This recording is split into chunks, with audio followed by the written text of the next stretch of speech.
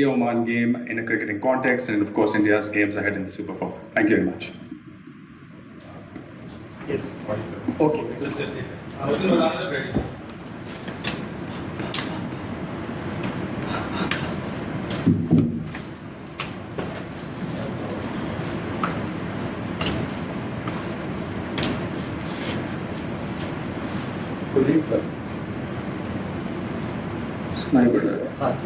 Kuldeep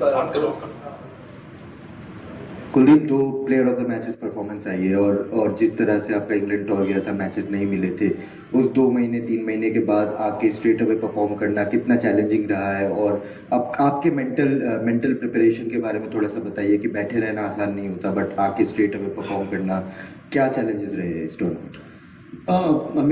challenges तो रहते ही हैं, क्योंकि जब आप पहला गेम खेलते हैं तो आपका रिदम कैसा है वो बहुत इंपॉर्टेंट होता है। आप अगर रेगुलर गेम खेलते रहते हैं तो आपका रिदम आपका सेट रहता है और आपको आइडिया रहता है बॉलिंग करने का या फिर फील्ड में टाइम बिताने का आइडिया रहता है कि आप किस तरह से फील्ड पे रिएक्ट कर रहे हैं।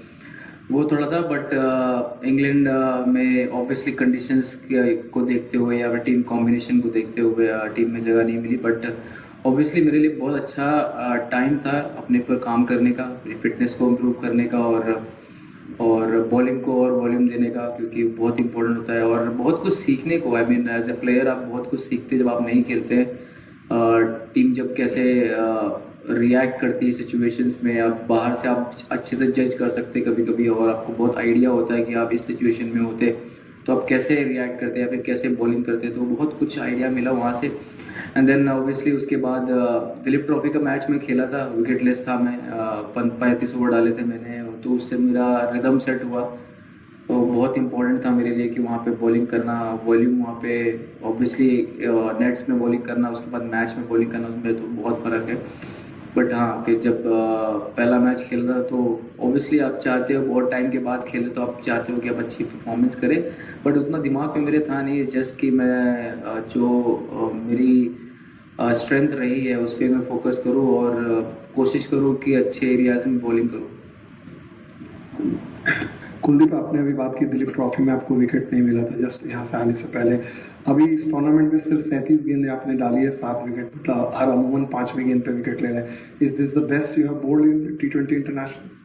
नहीं, मैं T20 के आंकड़े मेरे बहुत अच्छे हैं तो मुझे ऐसा लगता नहीं है कि मैं उतनी अच्छी बॉलिंग कर रहा हूँ, बट मुझे ऐसा लगता है कि मैं इम्प्रूव कर सकता हूँ और बेटर हो सकता हूँ, क्योंकि सिचुएशन पे बैट्समैन को रीड करना, कभी कभी आप मिस्टेक कर देते हैं इस फॉर्मेट में।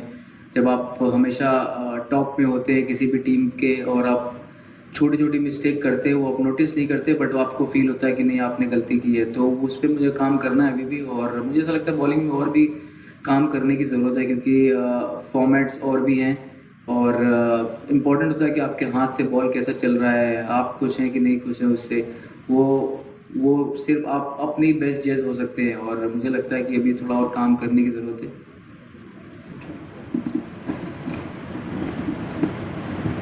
कुलदीप भाई, 2022 के बाद जो चेंजेस आपके बॉलिंग में है, आपने काफी बार पहले भी बोला है, रनअप को लेके है, स्पीड को लेके और वो सब, क्या वो चीजें मसल मेमोरी बन गई हैं अभी, मतलब 2-3 साल में? एंड जब आपको गेम टाइम रेगुलरली नहीं मिल रहा होता है तो वो चीजें ध्यान में रखना कितना इंपॉर्टेंट है जब आप वापस खेल रहे हैं? नहीं, अभी एक्चुअली वो मेरा रिदम सेट हो गया है और उतना उसमें प्रॉब्लम नहीं है मुझे, और मुझे ऐसा लगता है कि छोटे छोटे से एंगल्स यूज़ करना बॉलर्स के लिए वो बहुत इंपॉर्टेंट होता है। और एज ए रिस्ट स्पिनर मुझे हमेशा लगता है कि आपका रिलीज पॉइंट कैसा है, आप कैसा अपना, आपकी फिनिश कैसी हो रही है, आपका बॉडी ट्रांसफ़र हो रहा है कि नहीं हो रहा है। जब आप नहीं खेलते तो आपके दिमाग में ये चीज़ें बहुत चलती है, बट ऑब्वियसली वीडियो एनालिस्ट के हेल्प से बहुत आइडिया हो जाता है कि आप कैसी बॉलिंग कर रहे हैं। तो अभी मुझे ऐसा लगता है मेरा रिदम बहुत अच्छा है, क्योंकि स्टार्टिंग में मुझे जब मैंने चेंज किया था तो मुझे टाइम लगा था, बट अब यूज्ड टू हो गया हूँ।